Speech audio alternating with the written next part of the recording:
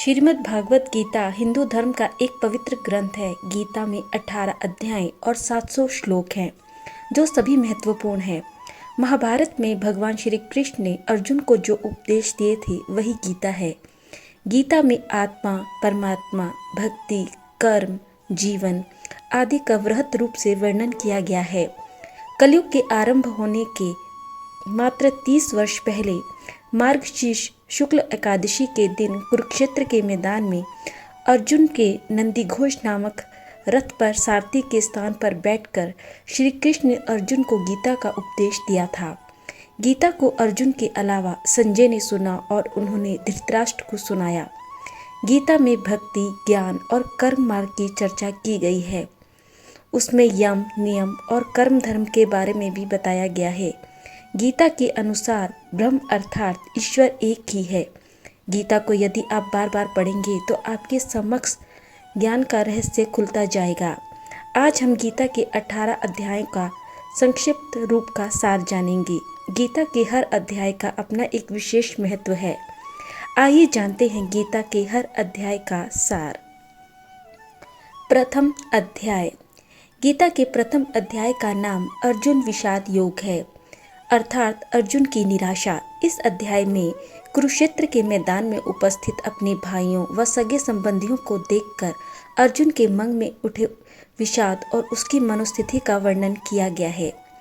इस अध्याय में दोनों सेनाओं के प्रधान शूरवीरों की गणना, सामर्थ्य, शंख ध्वनि का कथन, अर्जुन के कायरता, स्नेह और शोकयुक्त वचन है। इस अध्याय में अर्जुन कहता है कि यदि मैं अपने ही बंधुओं को मारकर विजय भी प्राप्त कर लूं, तब भी यह विजय सुख के बदले पश्चाताप ही देगी। गीता का दूसरा अध्याय। गीता का दूसरा अध्याय सांख्य योग के नाम से है। इसमें श्री कृष्ण कहते हैं कि इसी समय यह असमय बातें करना उचित नहीं, क्योंकि अब तो युद्ध सामने ही थोप दिया गया है। अब यदि तुम नहीं लड़ोगे तो मारे जाओगे।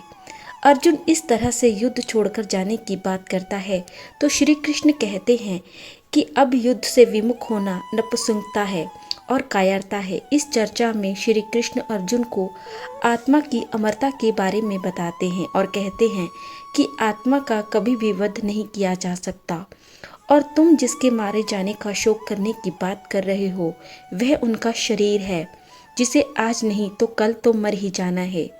इसीलिए जय पराजय, लाभ हानि, सुख दुख को समान समझकर उसके बाद युद्ध के लिए लड़ने के लिए तुम तैयार हो जाओ। इस तरह दूसरे अध्याय में श्री कृष्ण सांख्य योग और स्थिर बुद्धि पुरुष के लक्षण का वर्णन करते हैं। तीसरा अध्याय। गीता का तीसरा अध्याय कर्म योग नाम से है। इसमें ज्ञान योग और कर्म योग के अनुसार जीवन में आसक्त भाव से नियत काम करने की श्रेष्ठता का निरूपण किया गया है। इसमें कर्म को गंभीर विवेचन रूप से दर्शाया गया है। अज्ञानी और ज्ञानवान के लक्षण तथा राग द्वेष से रहित होकर कर्म करने के लिए प्रेरणा की बात की गई है। इस अध्याय में हिंदू धर्म के कर्म के सिद्धांत का निचोड़ लिखा हुआ है। इससे यह प्रकट होता है कि हिंदू धर्म कर्मवादी धर्म है, भाग्यवादी नहीं। श्री कृष्ण कहते हैं कि वास्तव में संपूर्ण कर्म सब प्रकार के प्रकृति के गुणों द्वारा किए जाते हैं, जो कि कर्म और कारण की ही एक श्रृंखला है। चौथा अध्याय। गीता का चौथा अध्याय ज्ञान कर्म संन्यास योग नाम से है। इसमें ज्ञान, कर्म और संन्यास योग का वर्णन है। सगुण भगवान का प्रभाव और कर्म योग का विषय, योगी महात्मा पुरुषों के आचरण और उनकी महिमा, फल सहित पृथक पृथक यज्ञों का कथन और ज्ञान की महिमा का वर्णन इस अध्याय में किया गया है। पांचवा अध्याय। गीता का पांचवा अध्याय कर्म संन्यास योग से है। इस अध्याय में श्री कृष्ण कर्म संन्यास योग अर्थात कर्मों के त्याग का मार्ग की तुलना कर्म योग अर्थात भक्ति में कर्म के मार्ग से करते हैं।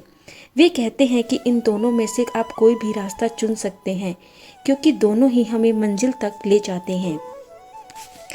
छठा अध्याय। गीता का छठा अध्याय आत्म संयम योग नाम से है। श्री कृष्ण इस अध्याय में कर्मयोग अर्थात सांसारिक कर्तव्यों का पालन करते हुए आध्यात्मिक का अभ्यास, कर्म संन्यास अर्थात त्याग अवस्था में आध्यात्मिकता के अभ्यास के बीच तुलनात्मक मूल्यांकन जारी रखते हैं, जिसमें वे दोहराते हैं कि कर्म योग कर्म संन्यास की तुलना में अधिक व्यावहारिक मार्ग है।